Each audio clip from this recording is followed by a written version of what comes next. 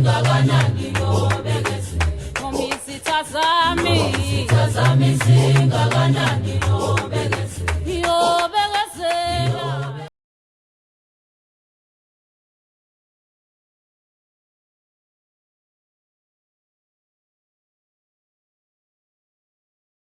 Sanibonani Gogo Mseleku lo okhulumayo ekade agcina ukuthi akavele nje ekhuluma ukubamba umuntu eyeka abambe le bamba le, kodwa-ke nakhu namhlanje ngikhona.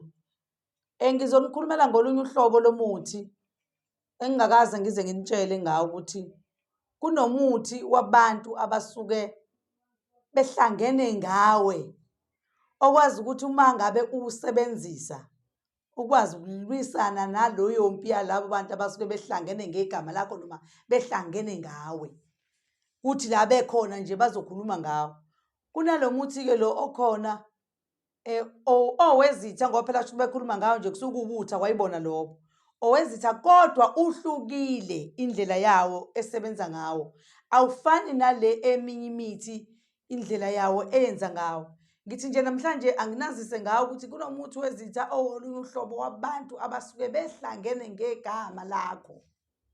Uyasetshenziswa lo muthi, kodwa ngithanda ukuthi uma mhlambe kuwukuthi usuyangibuza noma mhlambe usudinga uyawudinga bese uyangibuza ukuthi wenziwa njani bese ngiyakutshela ngoba imininingwane yakhona mningi ekufanele usuku uyenze. Ngeke kodwa ngize ngikwazi ukuthi ngimane ngikhulume la ukuthi kumele wenze kanjani. Bengithi anginazise lokho ngibe futhi sengiyanitshela ukuthi-ke ngomhla ka-31 ngabo-12 ngiyobe ngiseGoli. Mhla ka-31 ngabo-12 ngiyobe ngiseGoli.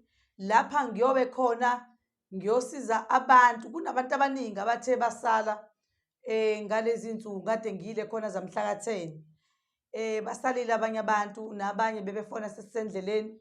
Ngiyacela ukuthi abantu bonke bangasali, ababe khona bangaphuthelwa. Kuzobe nje kukahle kakhulu ngoba u-31 kuzobe kuLesihlanu.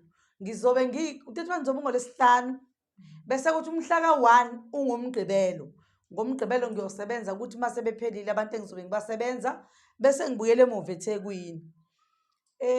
Ilokho kuphela bengifisa ukuthi kahle kahle nikwazi kanye nale muthi wezitha-ke lo ukuthi abantu bahlangene ngawe kufanele wenze kanjani. Uyabo, kusho ukuthi kodwa uzothi uma udinga bese uyafona ungibuza ukuthi uwenze njani ukuze ukulwele nalezi zitha, ngoba izitho ziyinto vele ehlezi khona ngaso sonke isikhathi. Ungabe uyitshela ukuthi uma ubona izinto zakho zihamba kahle uyijethe izitha zikho zikhona. Ngisho nathi uqobo silapha nje sabantu bayizinyanga, kodwa kukhona izitha ezisuke zikhona ezisimonezelayo nezitha nje ezingasifiseli izinto ezinhle.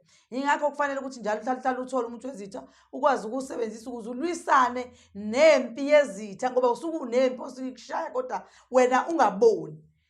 Ilokho nje bengithi anginazise kona. Njalo-ke ningakhohlwa ukuthi ngomhla ka-31 ngizobe ngiseGoli ngiqala ukusebenza ngo-12 bese kuthi ngomgqibelo mhla ka-1 ngiyoqala ukusebenza ekuseni ngo-6 ngiyoba sengisebenza. Uma usukhona nje wena ufikile, ngicela-ke omunye atshele omunye axoxele umngani wakhe cha ugogo uzobe khona. Ugogo uzokwazi ukuthi anisize eGoli, eseSoweto, ePortiagrand lapha kuyikhona.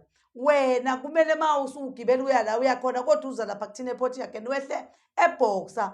Uma ngabe ususeBoxer kunanegaraji eliyiSasson garage lapho ekubhekene neBoxer. Usuzoza-ke njalo ufone uma usulapho uzwe ukuthi simamaphi sikulayele umgwaqo, kodwa igama lomgwaqo uLavender Street. Sengiza kutshela inamba yendlu-ke uma usubuza. Makhosi.